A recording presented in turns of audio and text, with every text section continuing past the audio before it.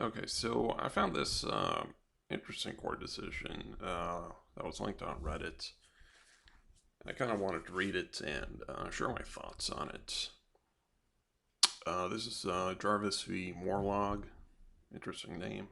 It's from July 7th, 2016, and reads Endorsement. By endorsement dated March 15, I stayed this action and directed the registrar to send a notice in form to the plaintiff to advise him that the court was considering dismissing his action for being frivolous, vexatious, or an abusive process on its face.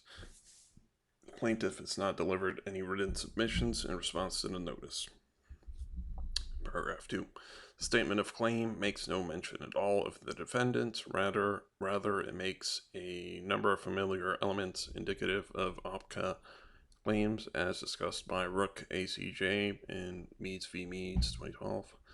OPCA claims are an abusive process and therefore this action is dismissed. JO v. Ontario 2014. Some courts take, well, this is part that I wanted to discuss. Some courts take pains to write lengthy, learned reasons to show OPCA plaintiffs how each element of their pleading is abusive. I respectfully take a different view. In my view, plaintiffs who file OPCA claims are playing a game that is designed to frustrate the system and inflict unrecoverable expense and needless stress on the defendants. OPCA claims have been derided as abusive over and over in courts across the country. I do not believe for a minute that OPCA plaintiffs believe that they can separate their legal personalities by putting their names in capital letters or calling themselves noble or otherwise. They know that they cannot avoid the law or government jurisdiction by claiming to be a free man who has no contract with the government. They don't refuse to accept the free services of the police, ambulance attendants, firefighters, doctors, nurses, and other publicly funded service providers who approach them in their normal names in the absence of a contract.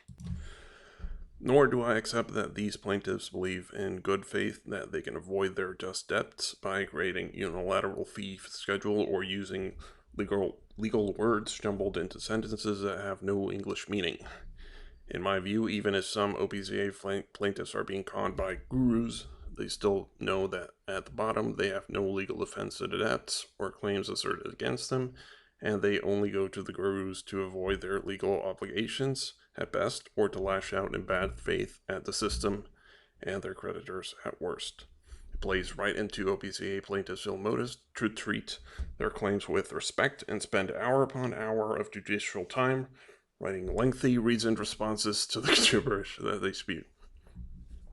Paragraph 3. All litigants are entitled to be treated with respect and with simple human decency before the court. The OPCA positions that they adopt are not. In my view, it is more respectful to OPCA plaintiffs to truthfully tell them that they are engaged in a despicable enterprise that cannot be tolerated than to pretend that there is some merit which deserves academic debate and response. In my view, precious judicial time should be spent on resolving real matters. Simply taking judicial time to respond seriously to OPCA claims gives the claimants a measure of success in advancing their improper purposes. Associate Chief Justice Rook has spent more than enough of his valuable time creating a textbook of abusive OPCA practices in Meads v. Meads. In my view, not another moment of judicial resources or party expense should be invested on OPCA claims. They should be summarily nipped in the bud with reference to Meads and no more, as said in paragraph 2. Then it sums up the defendants may deliver a cost outline, blah, blah, and the registrar is to deliver a copy of his endorsement. Now, what's interesting and what I like about, well, what bothers me about this, and is that I kind of agree with what's this guy's name, Judge Myers. If we look at Meads, uh, and we scroll down, this is an 800 paragraph decision that explains why the free man movement, sovereign citizen movement, whatever you want to call it, and their arguments do not work. This took an incredible amount of time to write. This was 2012. But here we see, 4 years later, in 2016, people are still trying this stuff. So up to a certain point, what Judge Rook tried with Meads in 2016 by putting out a comprehensive and clearly written out explanation of why this stuff doesn't work. That attempt at educating the public did not work.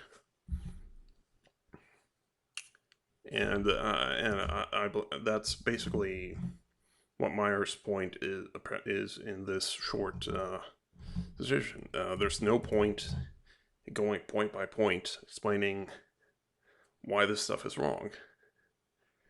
And up to a certain point, I agree with that. But, deep down, I feel like that's wrong. I started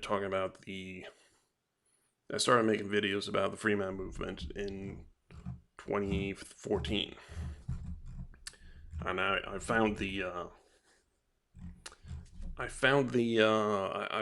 started making these videos because I found this PDF that, let's scroll up. It's basically a guidebook for law enforcement. And at the bottom, it says that, here we go. Do not attempt to debate them, as it will be an exercise in futility. And I guess that's contrary to the way that I was brought up. Maybe this is ignorance on my part. Maybe it's over optimism. But I agree with the spirit of what Judge Rook did. People are smart. If you explain things logically to them, and lay out the facts, they can be educated. That's the whole reason why we have schools. That's the whole reason why we have books. That's the whole reason why we have this modern society with science and technology and modern medicine and all these things. Because we as a society and as a civilization believe that rational discourse can lift us out of ignorance. But this, I think what Myers is doing is an understandable instinct, but it's an instinct that should be avoided, because essentially what it sets up is two separate realities, where you got law enforcement and the courts knowing that this stuff does not work, and you got the sophomores on the other side going into court thinking, oh, this is gonna work, everything's gonna be great. And having separate realities and a lack of communication between those two realities is a dangerous situation. It radicalizes both groups.